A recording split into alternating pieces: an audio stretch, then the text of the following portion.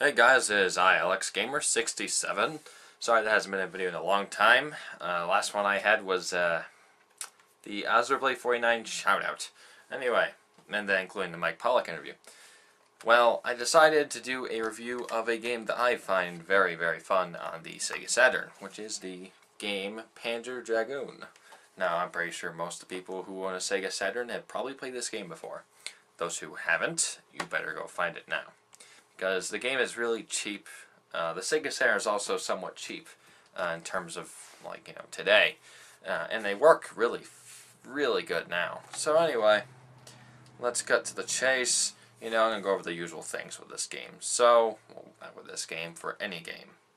So, let's go into the game right now.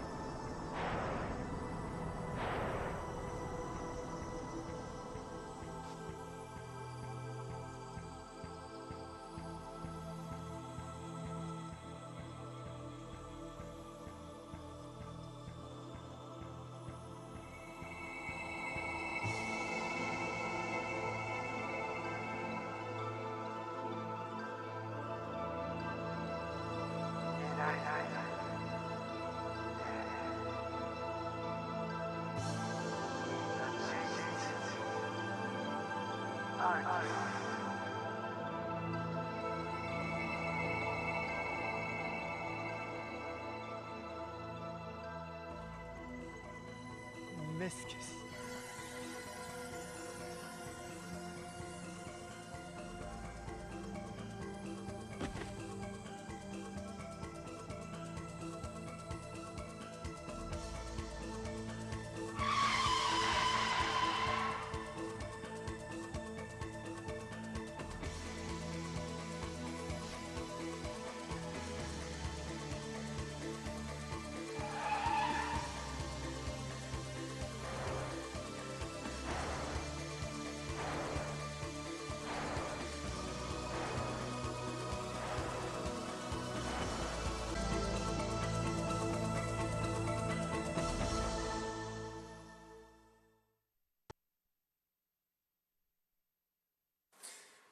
Well, that's the opening cutscene and basically the story. Now, there aren't really any cutscenes like that aren't in game after that. I mean, there's the ending. Well, actually, no, there is a few, but we'll leave those out because they're not too important. Mostly just focus on the gameplay and show some of the levels. Now, I hope that little opening cutscene and me talking over it wasn't too boring, but I wanted to let you guys know what's going on if you didn't quite catch it. So, anyway, let us move on to the controls. Now, that's the main thing here. So, see ya in a second.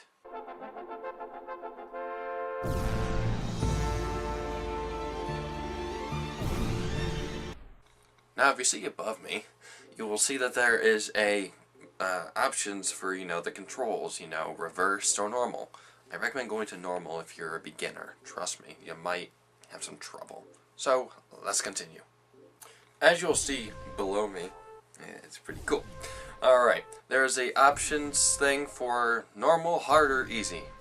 Well, if you are new to the game, like I said before, you might want to go with easy. So, let's go.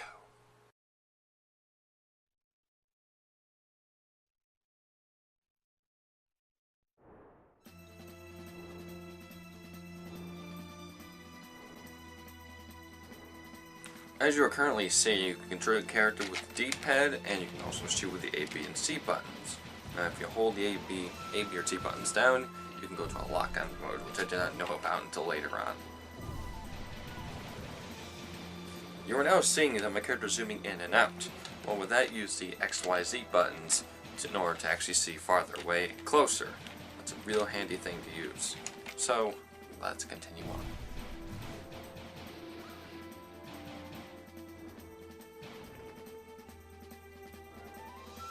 If you notice that my camera is moving around, it's because I'm using L&R buttons. This is very useful for you to find enemies on the screen. Now, if you see the little radar onto the right, that will show you where the enemies are, what direction your dragon is facing, north, south, east, or west. So, let's go on to the next part. Now, as you're seeing what I'm doing, I'm going right into a building, and now I'm inside the building. Don't worry, first time I played this, I thought I was actually going to smash into the building. I thought I'd have done it. No, this means you're going into a different section of the area, which is, I guess, a little bit of an abrupt way to do it because it didn't look like you could go inside it. But there's a little tiny section you have to go through in the second section usually. And then it leads out to a boss battle, which you're going to see in about a few seconds. Now you see here you're going to have some bosses. I think you're going to have at least one boss in every level. This one isn't too bad. I'm not going to show you how to beat it, but basically you get the idea. You fight a boss every level. I meant to say just one boss every level, but no, you actually fight two sometimes. But let's continue on. Now that I'm done showing you everything that has to be shown, I'm not going to show you any bosses or anything. I'll just say, like, a little description of each, little level. So there's only about 3 levels left. And I'll just give you a little bit of a description of what I think of each. So, here they are. This sand level is quite interesting with what they do, but it's very boring. And all I gotta say is, fuck this cave section. You're basically just going on here and you're just get stuck in one section for about like 20 seconds just shooting random enemies for no fucking reason. So, enough said, on to the next level. While this has a nice, cool, dark, edgy look to the level, I like it a lot. The only thing I have to say is if you didn't understand or learn about the lock-on system, fuck the boss at the end of this stage. I lost countless times against this guy because I didn't know about it. The lock-on system, that is. This stage is freaking crazy. You know, you're just moving there up, down, left, right. You can't even tell what's actually just, normal direction after a while. Overall, it's a really good level. The final boss for this stage isn't too bad. It isn't too hard. So, overall, I kind of like the stage quite a bit.